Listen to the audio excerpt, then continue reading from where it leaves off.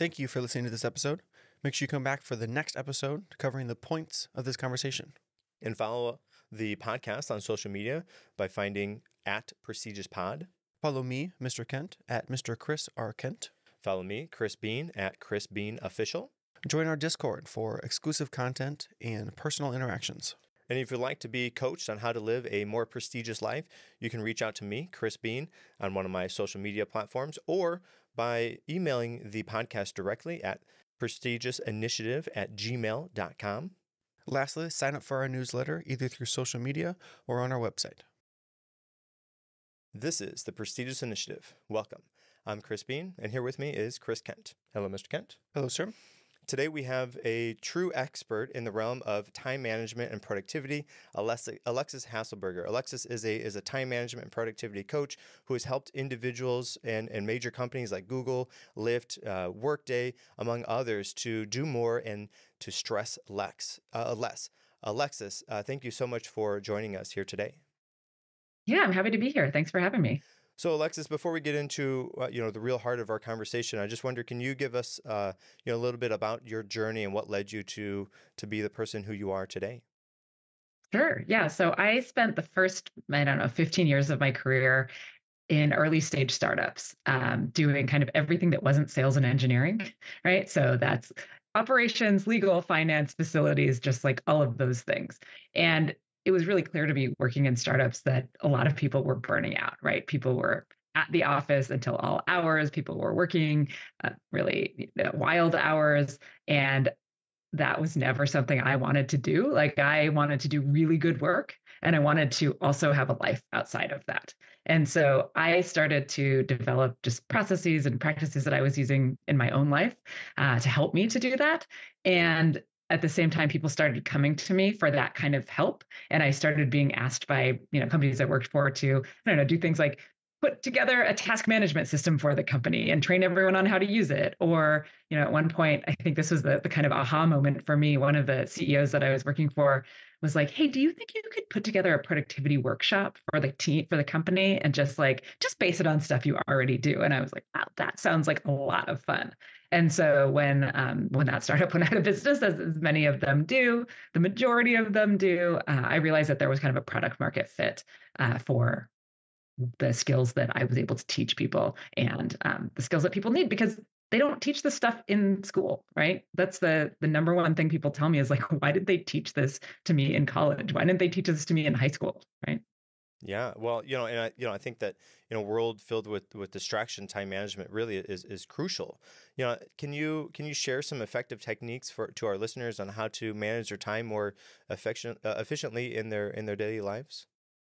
Yeah, so I think it starts with knowing yourself a little better, exactly as you are, right? And so knowing what your patterns are. When do you get, everyone has a crash at some point during the day, right? A lot of people have that, mid-afternoon slump, or, maybe people like me who are not morning people by any stretch of the word are not so great in the morning. So I think it starts with kind of understanding what your own patterns are and seeing where you can adjust and mold your work to fit your own patterns. And there's not only chronotype, there's a number of other types of, traits, tendencies, et cetera, about how we get things done, right? And so just having a little bit better self-awareness of what works for you and what doesn't can help, because so often we go read getting things done, and then we try to implement it perfectly, and then it doesn't work, and then we feel like we've failed.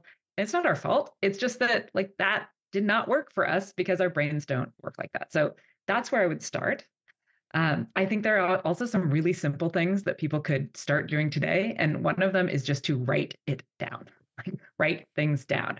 Don't keep your to-do list running in the back of your head, because it doesn't work and it's very stressful. And we're just going to forget those things, or they're going to pop up, a million times in our head, but all at the wrong times. I think another thing people can really do to help with time management is to break things down. So after you've written it down, what is the next step? What's the thing that's going to move that forward? And it seems silly sometimes to say that, because we're like, well, I know what the thing is and what the next step is, but our brains like the specific. And so if we show up to a task and it says, figure out X, Y, or Z, our brain goes, that seems too amorphous or big. I'm going to procrastinate on that. And I'm going to go answer these 25 Slack messages that just came in because that's very specific, right? I can just keep going. I can just keep going, but I don't want to talk over you.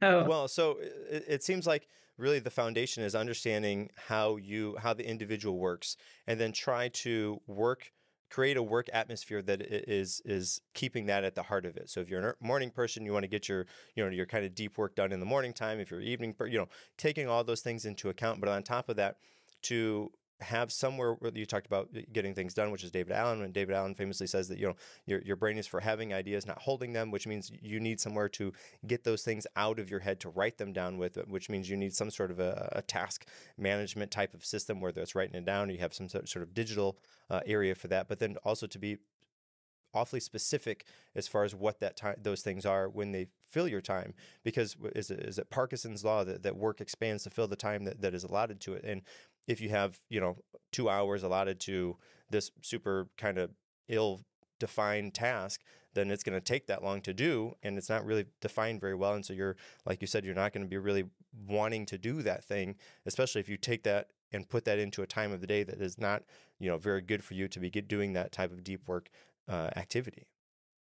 Right. Yeah, I think that's exactly right. And I think that another key is that we need to be more realistic. I think that so many people are planning for the time they wish they had instead of the time they actually have, right? And so it's like when you look at your schedule for the week and you're kind of planning out I guess this is another tip, plan out what you're going to do in advance, right? To the extent that it's possible, leave some buffer in there for the unexpected. But when we're thinking about, looking at the week and you're kind of assigning yourself things, you want to look at Wednesday and say like, oh, I have 8 back-to-back meetings Wednesday. Don't assign yourself anything to do on that day, because the best possible scenario is that you're going to get through email and Slack. Like, you're not going to be making deep headway on any of your major projects on a day when you're in back-to-back meetings. And so I think that so many of us, just like, we have this big, long running list, and we kind of every day we show up to it and we're like, great, I'm going to do these 50 things or these 25 things. And like, there is no way that we're going to get all those things done. But we tell ourselves we can. And then when we don't, we feel bad about it. Like, I call this task realism, where it's like, okay, let's just pretend you have time to do 5 things tomorrow. Is it better to curate your list to the right 5 things and do those things? Or is it better to put 25 things on the list and maybe you still do those 5 right things?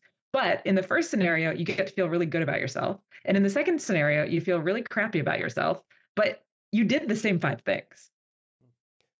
I think one thing that humans probably, or just humans in general, are not very good at is thinking about being able to adequately think about how long a task is going to take. Because inevitably we get into the task and we think, oh, this is going to be a 5-minute thing. And, we overlook 18 different steps that are actually in that. And so do you have any protocol that you use to help individuals with that? Yeah, so I think this is why it's important to break things down, right? Because a lot of times, people will say like, all of my work is bespoke. Like, I never do the same thing twice. This is never true, right? I mean, we are all doing all sorts of, you run this podcast, right? And you have the set of tasks that you're doing kind of every time. And so humans are bad at estimation. That is true. But we can do some things. We can track we can break it down so that we can be trying to track individual steps and how long those take, instead of, the big amorphous 2-hour thing, which, of course, many things will show up, you'll get interrupted, et cetera. It won't be as accurate. We can also track how long things took in the past, right? So for instance, I'll give you an example from my life. I write a blog post every single week.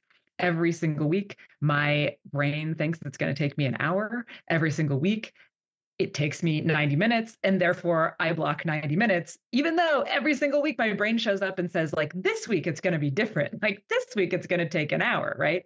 And so there's some amount of kind of keeping track of things so that and can tell your brain the right thing. I also find that for a lot of folks, there's a pretty consistent, what I call an off ratio. So if you were to track just anything you're doing all week long, or even for a day, and you tracked how much time you thought it would take to how much time it did take, I bet that if you average all those, you're going to get a pretty consistent off ratio. And so for some people, it's like 3x. For other people, it's like me, it's like 1.5x. So I've kind of learned from that anytime I think something is going to take a certain amount, I should just times it by 1.5x, and that will put me in a better position, because that also accounts for the fact that like I might get a phone call, or I might get distracted by something, or who knows what might happen. Yeah, and having that timer kind of built in is so helpful. I know one thing I've done for myself in the past is I time my morning routine, and so I know I time from the time I get up to the time I'm able to do the next after I'm all ready for the day. So I know how long to block into my day, how long that's going to take, and if I happen to hit snooze 2 or 3 times, and I know okay that all of that has to get pushed back X number of time, but by doing that over and over again, I know that time requirement for me, and I can help to plan my day accordingly. So I can imagine that, taking that concept and applying that to lots of different areas where because you're timing yourself, this takes this long, and you're right.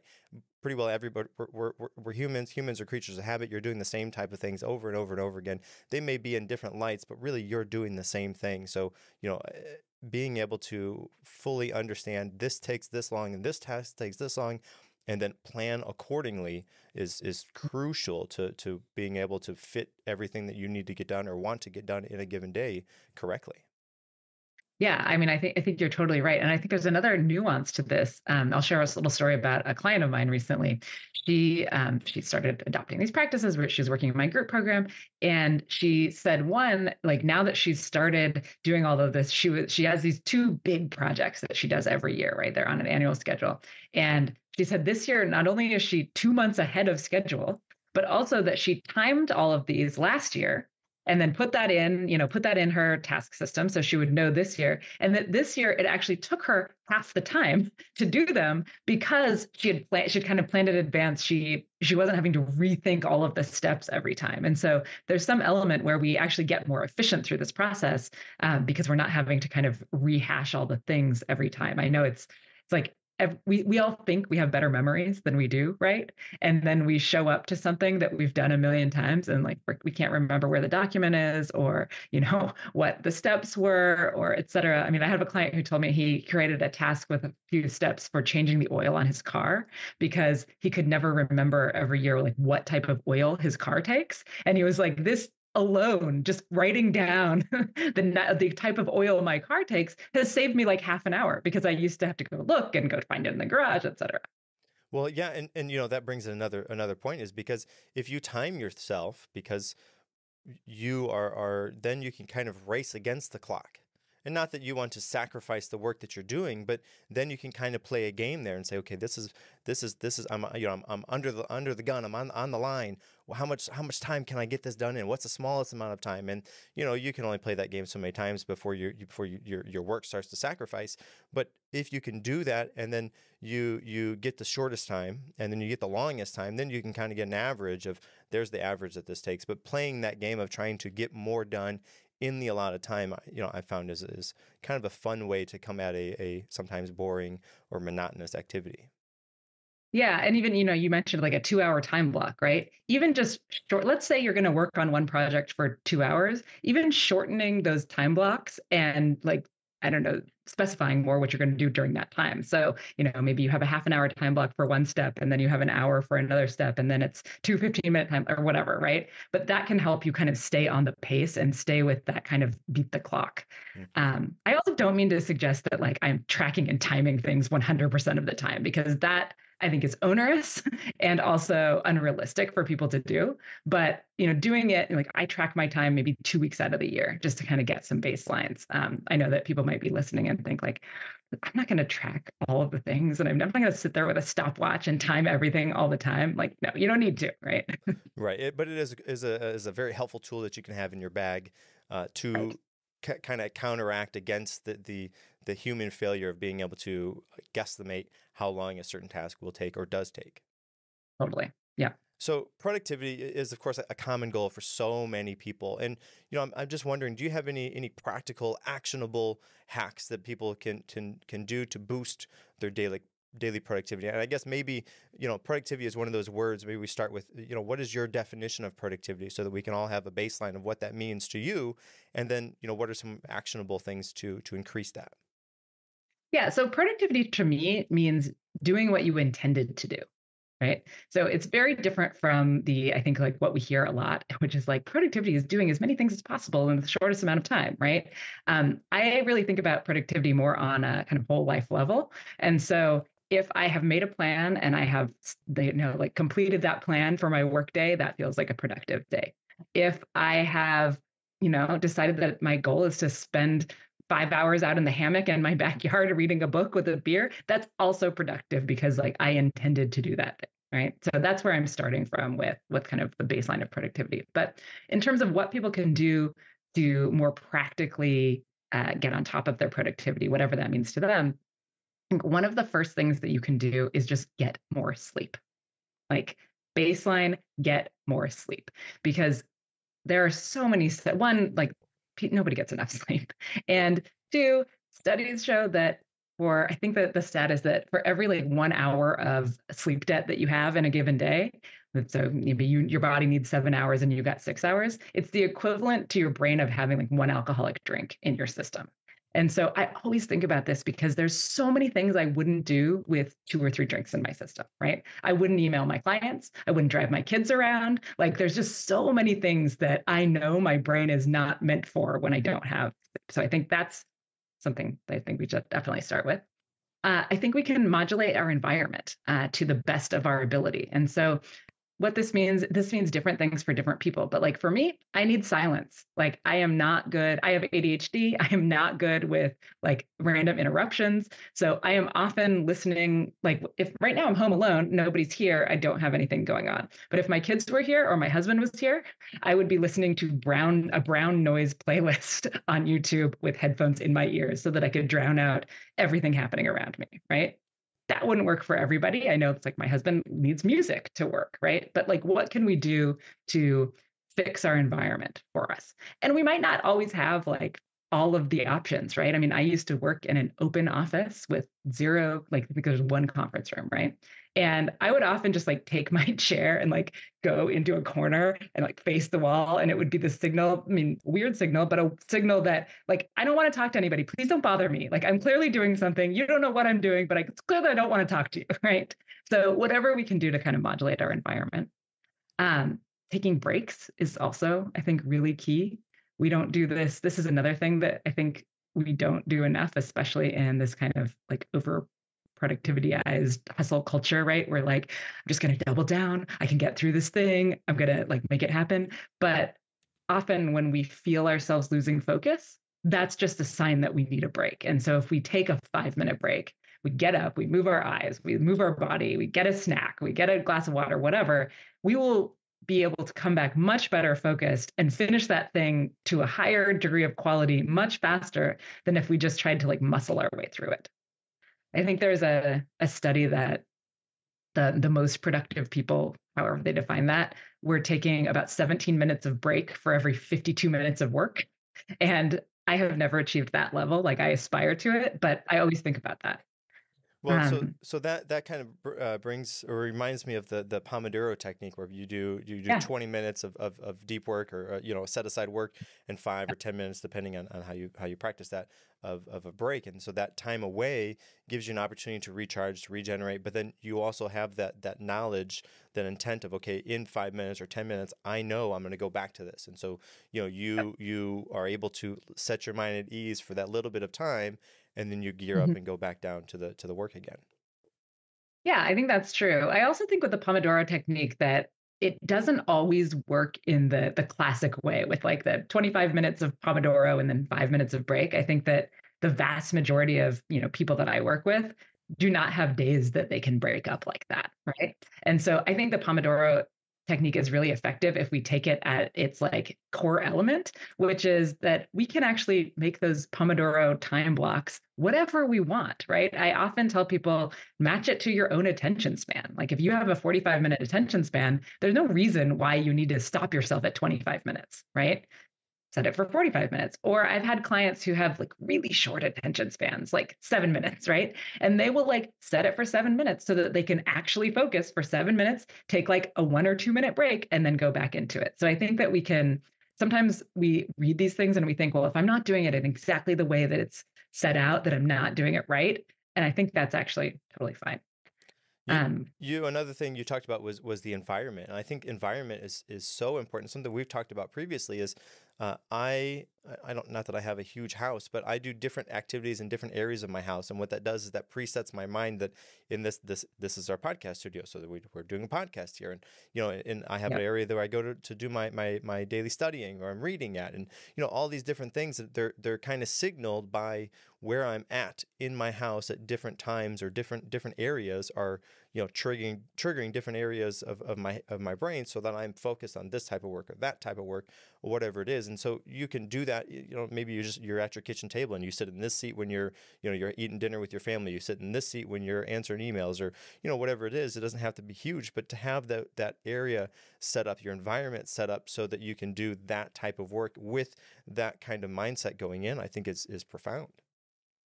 Yeah, I think that a lot of people have really good effects doing something like that. And I love that you suggest that it's not like you need to have 5 different rooms in your house that you can do this for. It's literally that you can kind of work around the room, or however that works for you. I know that, for me, there's certain type of work that I like to do on my giant computer screen, right? And then there's when I'm writing, I actually like to sit on my couch in a place that feels kind of more creative, or better yet, recently, I do almost all my writing on airplanes, and I just can crank it out because it's white noise, can't move anywhere, no internet, et cetera. And so trying to kind of replicate those environments that work well for you.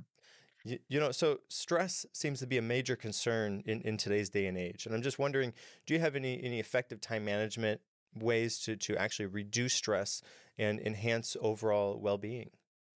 Yeah, certainly. So I think that having a task system in and of itself is actually one of the most stress reducing things that we can do. And this is because if we don't have a place where this stuff lives, then it lives rent free in our heads, right? And it just we always are living with that anxiety ball at the back of our head, which says, essentially, I don't know what I'm forgetting, but it's going to come back to bite me at some point. I just don't know what it is or when, right? And so a lot of our anxiety comes from the kind of not knowing, right? And the ambiguous zones. And so I think just having a task system, putting things in there, prioritizing it, putting the date that you're going to do something, right? Not necessarily the date that it's due, but the date that you're going to do something. So getting it out of our head is helpful. And have you heard of the Zeigarnik effect? I have not. Okay, so the Zeigarnik effect is essentially how our brains keep open loop. When we have an open task, it keeps that open and working in the back of our brain. And that, pulls brain power from the other things that we're doing. And so I think that task systems also help with that because they let us close those loops. Even though they're not fully closed, we know that they're sitting over here, they're ready for us to pick back up. And so it's kind of how if you've been working on something for a very long time and then it's finished, and then all of a sudden you've forgotten all the details of it because you don't need them anymore, right? That's kind of the Zeigarnik effect. And so that's quite stressful too when we have all of these open loops that we can't kind of set down. I also think that planning planning in and of itself is proven to be a stress reducer. There is a recent study that showed that planning reduces stress as much as deep breathing and meditation, which are the things that they always tell us to do when we're stressed, right? And so the first time I heard this, I thought, how does this make sense? And then the second time I heard it, I was like, oh, this makes total sense because, what are we anxious about? The future, right? Anxiety, our anxiety about the unknown of the future. And when we're planning, it's not like our plans are going to go 100% as planned, but we're putting some structure around that, right? So even doing just a little bit of planning this week for next week, or a little bit of planning at the end of today for tomorrow, so that you wake up and you have a realistic plan instead of waking up and being like, oh God, what are all the things that I have to do and all the new things that have come in, et cetera. So I think that, through task management and planning, those are not the sexiest of topics, but they actually reduce stress a lot. Well, okay, so a couple things I want to key on there. I think it was August Bradley where I learned the due date, DUE, versus the DO date, and he kind of in my eyes that was the first time I heard anybody talk about that. But I completely changed how I think about due dates now. Is that's the plan that I plan. That's the date that I plan to do that task, not when it is due. And that kind of separation was really key. But I guess my next question is, so there's lots of different ways people can interact with their tasks. And I know that some people are real diehard about saying all digital are saying all physical, pen and paper. You have things like Notion is really big, and big community, and lots of people do their planning in there.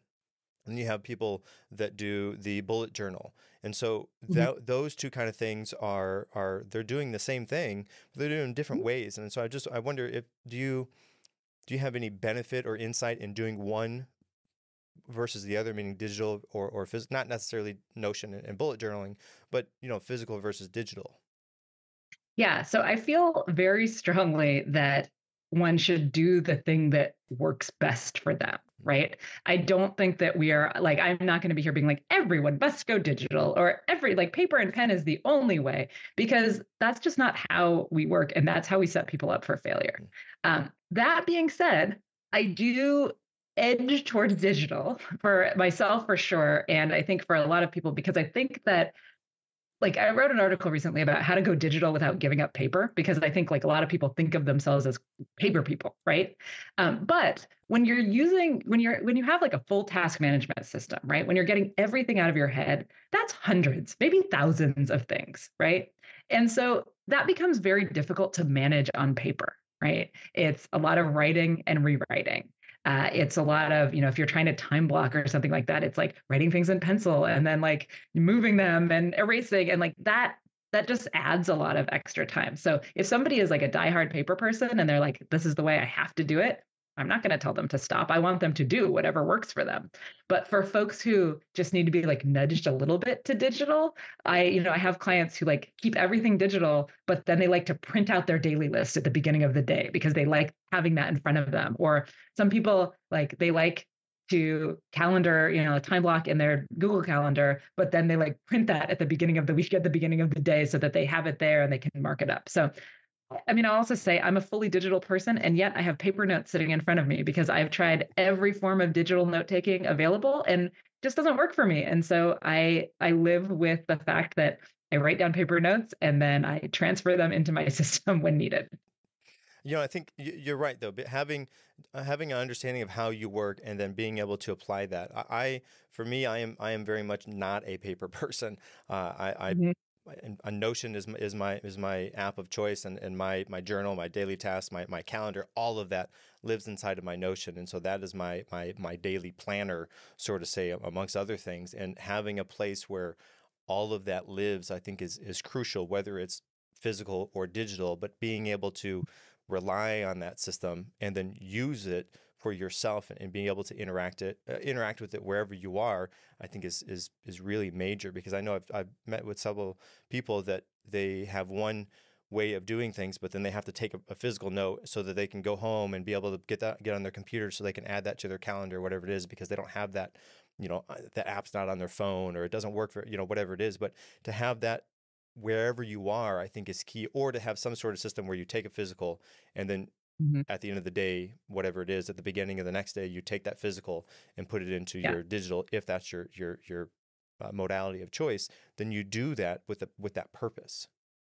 Yeah. Yeah. I mean, I think convenience is totally a factor, right? Like the app, I've probably, I don't know, reviewed and used like at least 24 different task management systems, apps, note-taking systems. And I landed a few years ago on TickTick, TICK, for all of that. And, a lot of people love Notion, a lot of people love Asana, like whatever you love, right? But what I love about TickTick as well is like it's accessible everywhere to me. It's on my phone. If I am driving, I can literally press a button and I can speak and it will add a task for me. So I don't have to think too hard about it. I take paper notes because I'm in client sessions so often. And that's one of those things where it's like, oh, I might have a thought about them and I write it down, but it's a little weird for me to be like opening up a task and typing that in, right?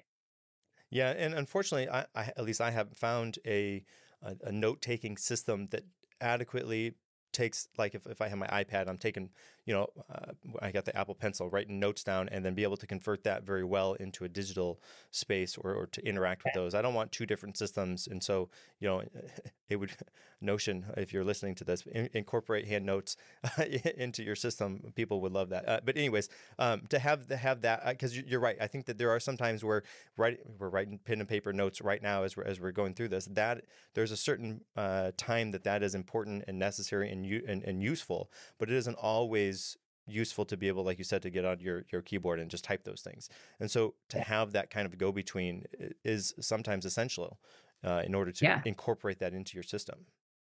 Totally. Yeah. And I think for me, the key is that like this little paper notebook I have in front of me, if this were lost today, it wouldn't be a problem because everything has been transferred that needs to be. So like my goal is that by the end of the day, if I lost this, threw it away, burnt it, there would be no problem, right? And so having that kind of swift entry into whatever system you have. And there are, I'm sure you're probably using like Remarkable or something on your iPad or something like that that's helping you like write notes and get them in.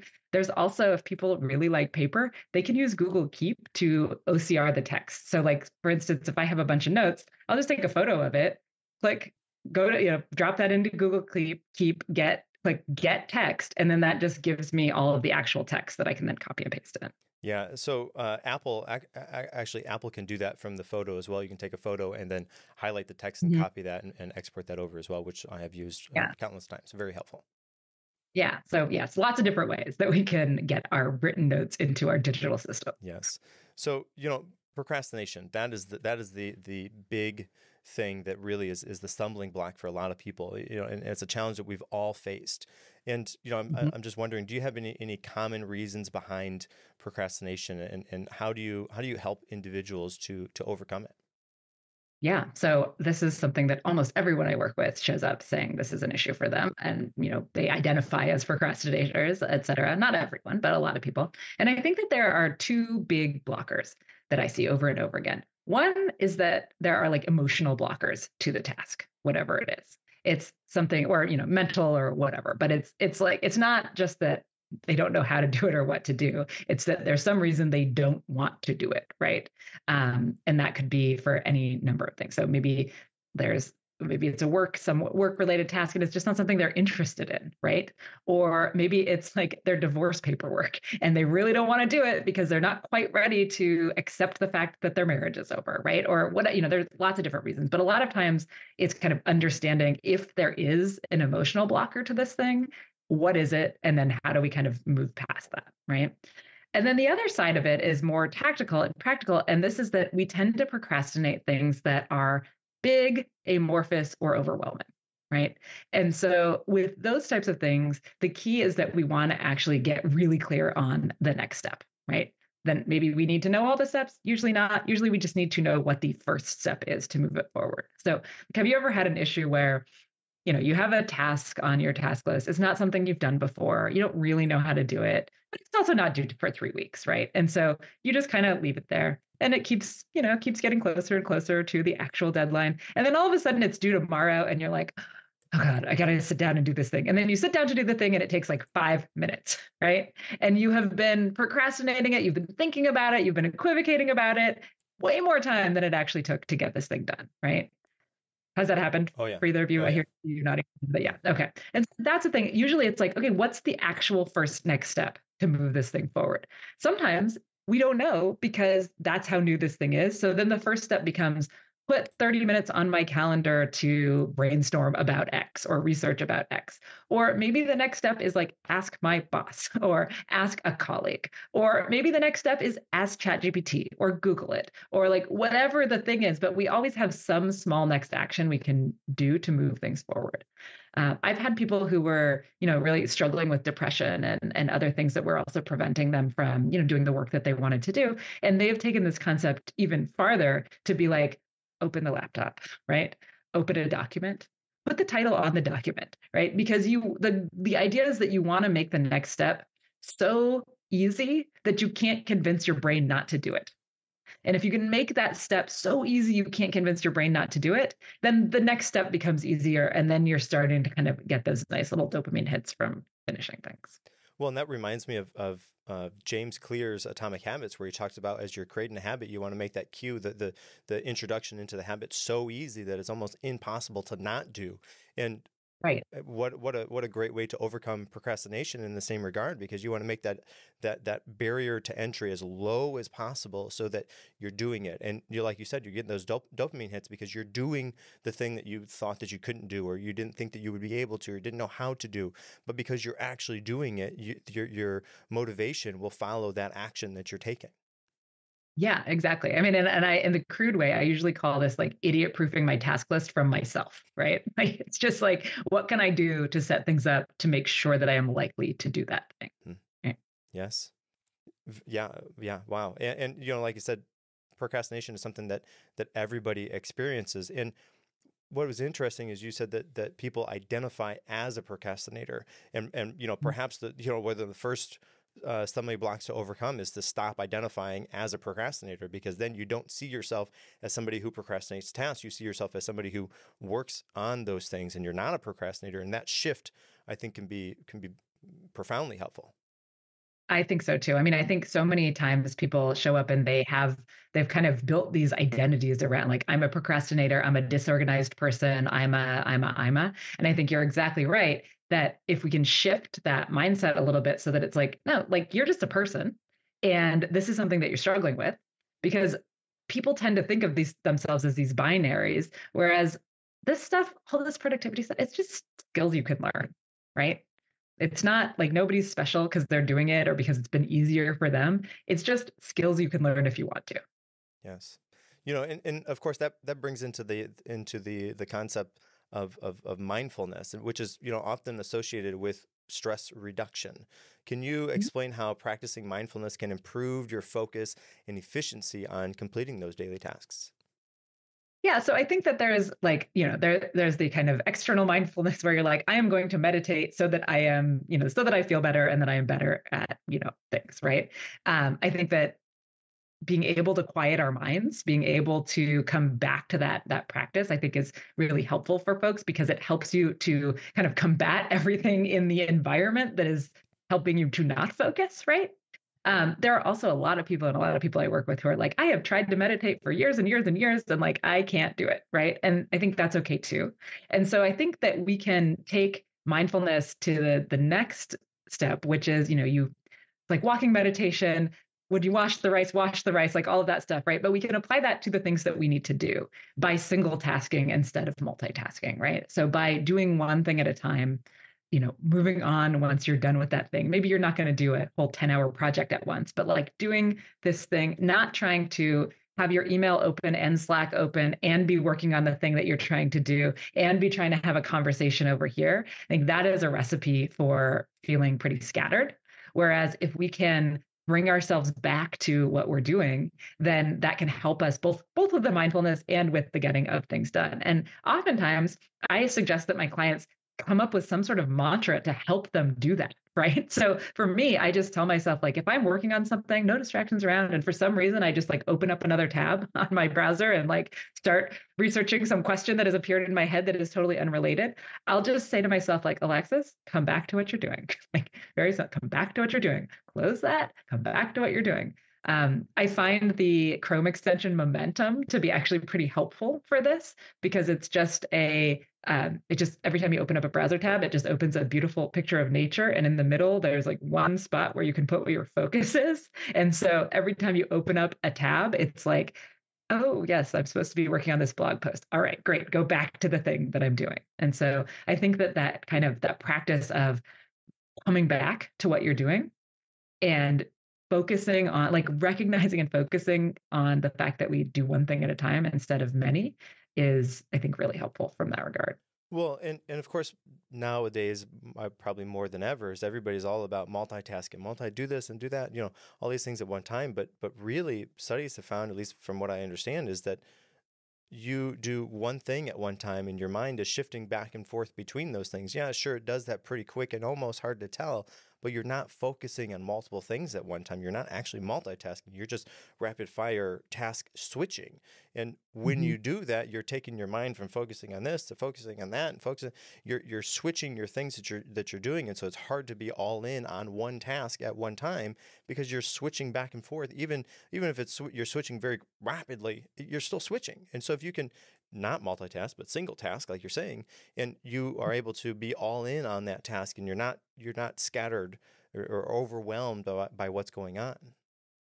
Yeah, and I think the study you're referring to, or maybe studies, show that your productivity tanks by about 40% when you attempt to multitask. And it's for exactly the reasons you say.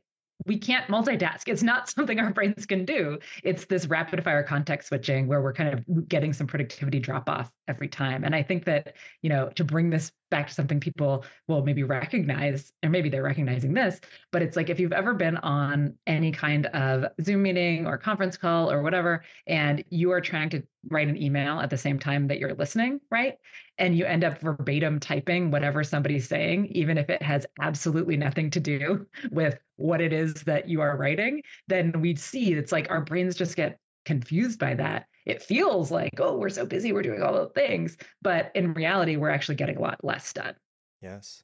And of course, that brings up burnout. And many people struggle with maintaining productivity over time without, going into some sort of burnout. And, what advice can you offer to our listeners about sustaining their productivity over time?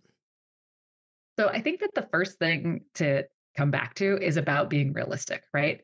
If you think you're going to work 18 hours a day full out for the rest of your life, like you're mistaken, right? You can do it, but it's not going to feel very good. And it's not going to be very productive. And so I think that really understanding how much time do you want to be spending doing working productive things, right? And let's then put some boundaries around that.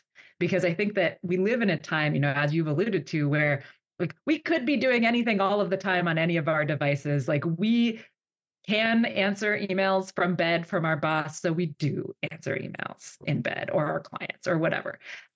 Even if we don't want to, right? It's just become this kind of insipid thing that happens. And so I think that setting some boundaries, or maybe resetting some boundaries around our time, helps us, because when we are able to take our evenings off, take our weekends off, go on a vacation and not check our email during that vacation, these types of things, that really helps us to recharge on a sustainable way, right? Nobody solves burnout by going on a 3-week vacation, but we do solve burnout by changing the structure of our daily lives, right?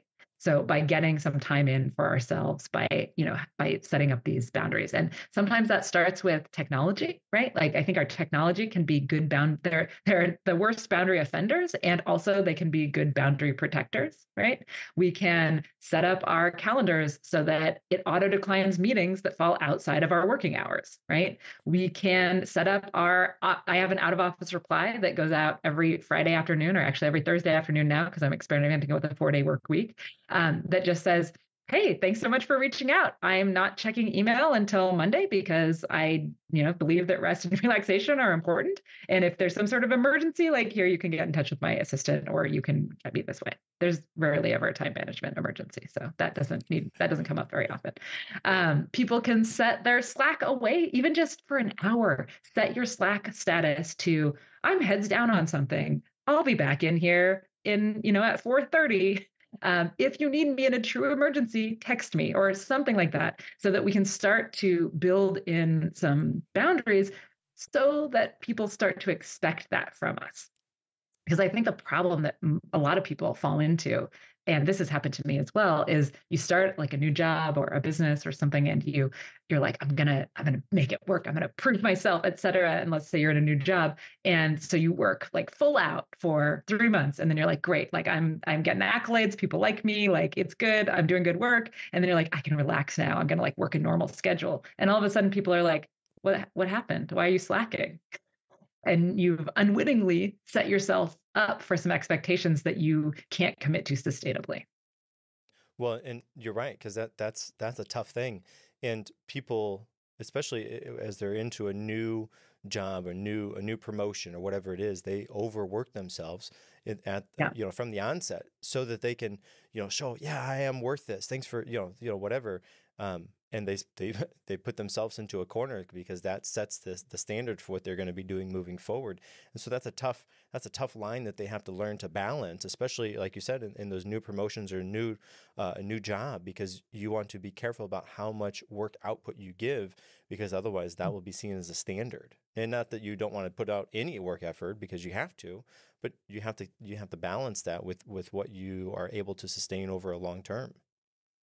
Right, exactly. And also just thinking about, if it's hard for people to imagine like not putting in all that extra effort, just remembering that studies show that any work we're putting in over 50 hours a week is actually not coming back to us, right? Like we are less productive after 50 hours, so we have diminishing returns.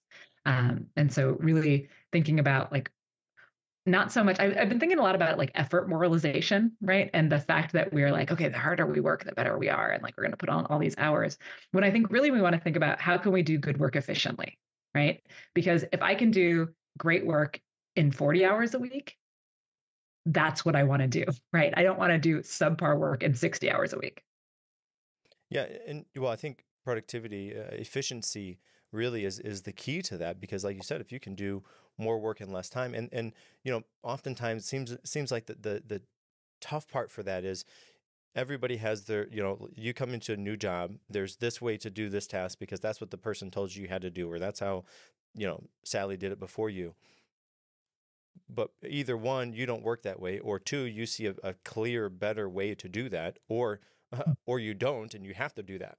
And so Right. one of those is the best choice. And sometimes it's tough to be able to think outside the box well enough to say, okay, I can do this task better and in less time if I don't do it the way that they said I have to do it. And part of that is, okay, why are they saying I have to do it this way? Okay, is in this other way, this other outside the box way, am I checking all the boxes? Yes, I'm checking all the boxes. Oh, and it's done in half the amount of time. Okay, let's try it a couple times. Let's double check. And you have to kind of play through that and make sure it actually works. But being able to be creative and think outside the box is where that efficiency that will lead to a higher productivity essentially will come from. Yeah, I think you're right. And I think that even if we're not saying like, oh, I'm going to come up with a completely new and more efficient way to do something, right? Even just some of these things that we've talked about before, like having a task system, planning for the next day, like these things are going to using templates, right? Like anytime you do something where you're going to do that thing again, like whether it's a checklist or, an actual document template or something, an email template, like these things so that we don't have to recreate the wheel can help us do, more work better and faster. And then I also think there's the other side of burnout, right? Which is that you might be the most efficient person on the planet. And if you still have too much on your plate, that's a recipe for burnout, right? And I think that saying no is really, really hard.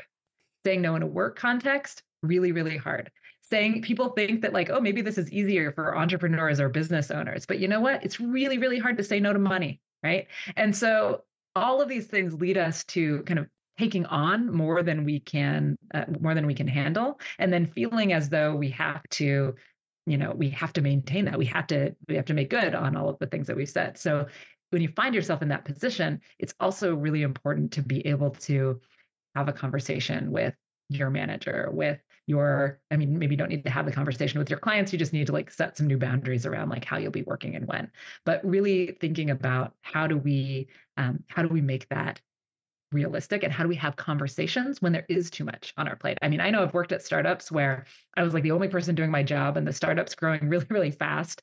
And, this is way back in the day. So I was like running everything on a spreadsheet, right? And so I remember taking this massive spreadsheet to my boss and saying like, here are the things I can do. Here are the things I cannot do in the time that we have available. So are my priorities right? Like, do you want to switch anything around?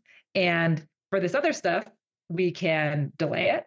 We can hire someone else. We can, there's all these things, we can outsource some of it. But how does that look? And that is a much easier conversation to have with somebody than, oh, I just feel so overworked and so overwhelmed, right?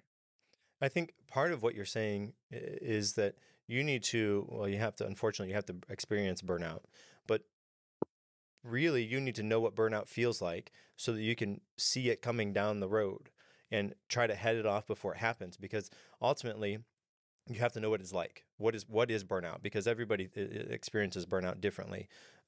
So understand what burnout is like, and then figure out, okay, these are the things that led to the burnout. How do I create barriers? How do I fix that from happening again? And then implementing those things. And I think, like you said, going to your boss, your manager, whatever, and say, hey, these are the things that I can do. These are things I think are the most important. These are the things that I have not been able to get to for many times.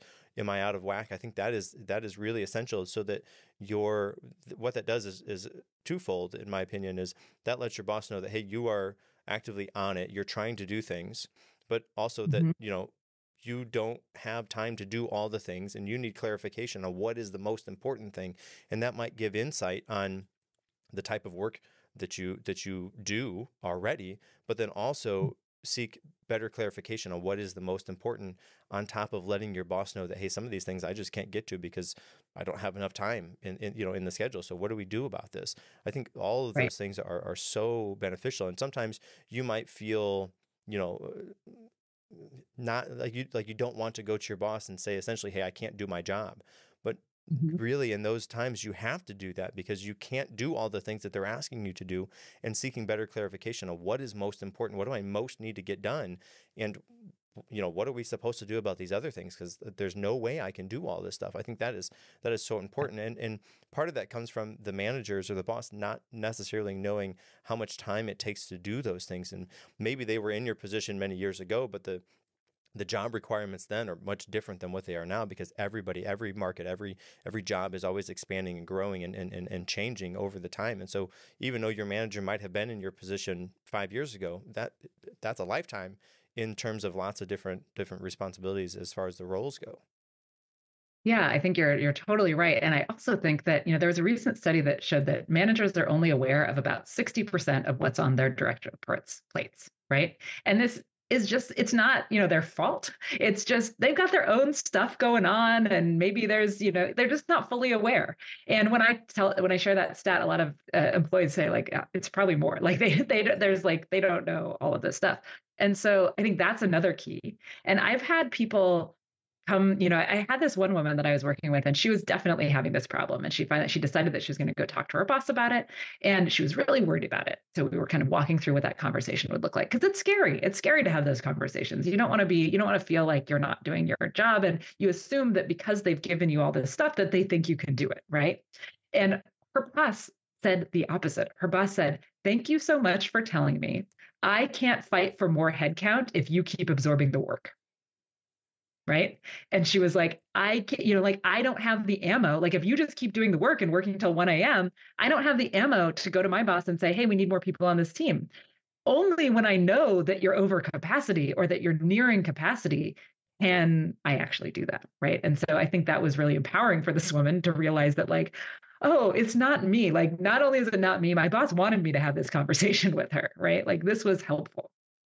Well, and again, how important that is, and tough to have that conversation with your boss. But more often than not, it seems like that would end out better for the company and better for that individual and the boss, and I'm sure that relationship as well in the long run. So yeah, absolutely. Right. Yeah. So And what's going to happen if you don't, right? well, You're going to quit. yes, And or that's get going to be fired fun. because you can't do all the things that they're Yeah, asking you to do. exactly. Well, Alexis, I like to touch a little bit on habit building. And, Mhm. with that, what practical strategies do you have, or can you share with our listeners on how to build new habits that can change their lives and make everlasting changes for them? Yeah, so I think habits is another big one that people often show up with, and especially like the sustainability of habits, because I think we've all had that experience where we like can force ourselves to do something for a couple of weeks, and then we kind of let go for one day, and then we're done, right? And so I think about habits from a position of willpower and motivation do not a habit make, right? These are fleeting resources we don't always have access to. And when we think we can like willpower and motivate our way into a habit, I think we're already in a losing game. And so I really like to use science-backed strategies with my clients. And a lot of them are around kind of changing the environment and or understanding the habit loop, which is, there's a trigger or a context where like that is where the impetus for the habit comes. Then there's the routine, which is the actual behavior. And then there's the reward, whatever our brain is getting from that. And so, if we can map our habits onto that, then we can start to think about what can we change, what makes most sense. So some of the common strategies that we'll use are, convenience, right? Convenience is things like, do you want to go run it? I'll give you an example from my life. I run several times a week, but like on the weekends, I put on my running clothes first thing, because then at any point during the day, I can just go out on a run. I'm like, oh, I have 20 minutes. Great. Just put on my shoes and go out on a run. There's like not a lot of, energy needed to activation energy required for that. Convenience can be things like, there's studies that show that when we have like a candy bowl on our desk versus a candy bowl 3 feet away, we eat like 3 times as much candy when it's within arm's reach versus we don't even have to stand up. We just would have to lean over. We eat 3 times less candy when it's a little bit farther away, right? So humans are lazy creatures by nature. And I don't mean that in a bad way whatsoever. I mean that in a way that like, let's lean into it. Let's add friction to the things we don't want to do and reduce friction from the things we do want to do. Yeah. There is also, yeah. Oh, sorry, go ahead. Well, I was going to say that that's really a big thing, is because if you have a habit that you're doing that you don't want to do, if you insert some form of friction into that, that makes that habit much less likely to happen because of that friction. Like you talked about, even just leaning over to the bowl of candy 3 times less. Wow. Yeah. Yeah, no, I mean, it's totally, yeah. And this is kind of embarrassing to share, but like flossing my teeth was something that was hard for me for a long time, right? It was just like hard for me to remember to do, or I'd be too lazy to like get up from bed to do it. And so I had to use like a bunch of different strategies. And one of them includes like having like a little bowl of those floss sticks on my bedside table because before that, I had like a little alarm and my bathroom is 3 feet away, but I just like the alarm would happen and I would be like, I'm already in bed. Like, I'm not going to get up and like walk 3 feet to the bathroom. So now it's like, okay, the little alarm goes off and I can just reach over and do, grab a little plastic. So sometimes it takes like multiple types of strategies. I think a couple of others that show up really often and I think work for a lot of people. One is stacking. And so this is the idea that you take a habit that you already have pretty strongly held and you add something onto it. Right. So this might be, classic example is like you have some medication that you need to take. Well, like put it right next to your toothbrush. That's convenience. And then stack it on to brushing your teeth. So you're already brushing your teeth in the morning. You take the medication right after that. Right. There's also pairing. And pairing is the idea that if you're trying to build a habit that's maybe a little unsavory for you, like exercise or something, right? Like you don't love to do it, but you should, then you pair something that you want to do with something that you are trying to do. So for instance, some people say like, okay, well, I only let myself like watch The Bachelor when I'm running on the treadmill at the gym or whatever, right? They're like guilty pleasure thing. So those are a few, I mean, I have many more, but those are a few that I think work for a lot of folks. Yeah, and we've talked about habits previously on the podcast, and habit in my eyes sometimes is a dangerous word, because what habit implies for a lot of people is this thing that happens magically without me thinking about it, without me doing any work on it, which is obviously not how that works. And then they, on top of that, they think, oh, well, if I can just do it, people say it's 21 days.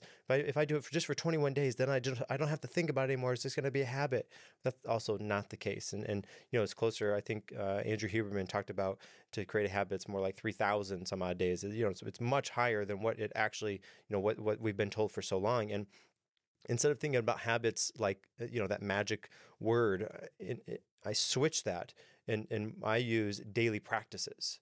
And so daily practice is the term that I use for that, because it is a practice, meaning it's something I have to actually show up to and do. And daily is, that's my maybe it's a monthly practice if it only happens one time per month, but it's a daily practice, meaning I have to practice it. It's not magic. It's not going to happen accidentally. I have to actually think about doing it, and then I have to go and do it. So I think that sometimes is a tricky thing for people, because they think habit and they have, this really blown out of proportion idea of what a habit is. And it's, at least in my experience, maybe you can correct me, but in my experience, it's not some magical thing that just happens accidentally. You have to actually show up to it and make it happen.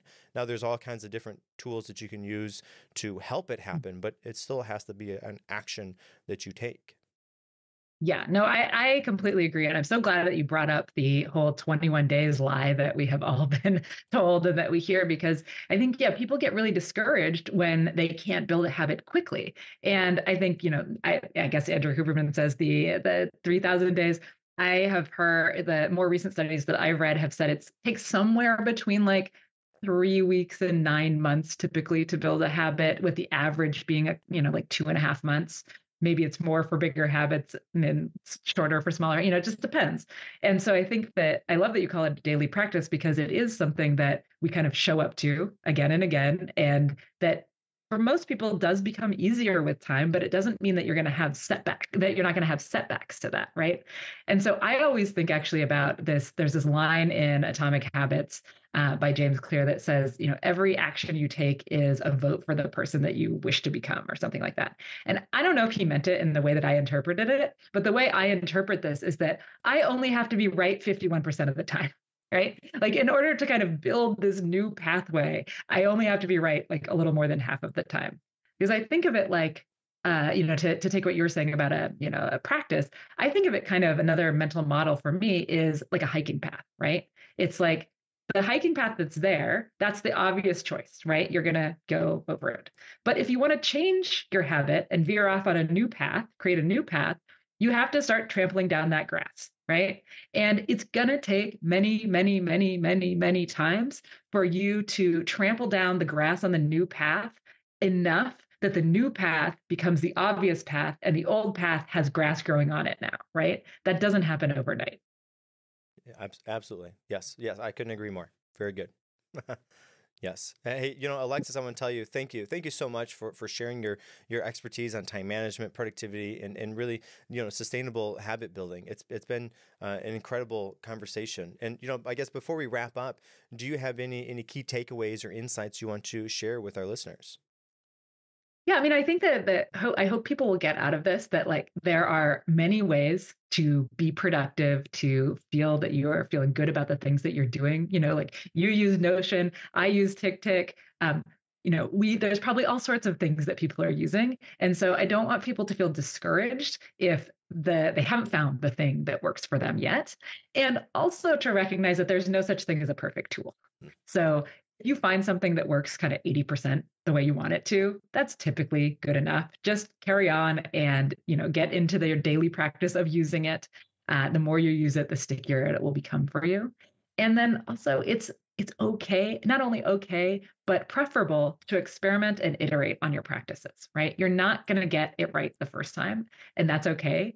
I always think of that Thomas Edison quote of like, I didn't fail 10,000 times. I found 10,000 ways that a light bulb does not work, right? And I hope it's not 10,000 times for these things, but I think a lot of our work to find practices and strategies that work for us does require iteration and reflection and experimentation. And that doesn't mean you're doing it wrong. Well, very good. And Alexis, if our listeners wanted to get in contact with you, where could they go to find out more about you? Yeah, best place is my website, alexishaselberger.com, which I hope you'll put in the show notes because no one will be able to spell it. And then you can find me on most socials at Do More Stress Less. And on Instagram, it's do.more.stress.less. Very good. I will add all of that to the show notes for this as well. Thank you. So that wraps up another episode for the Proceed Us Initiative. Remember, implementing these time management and productivity strategies can transform your life. Until next time, make every day count.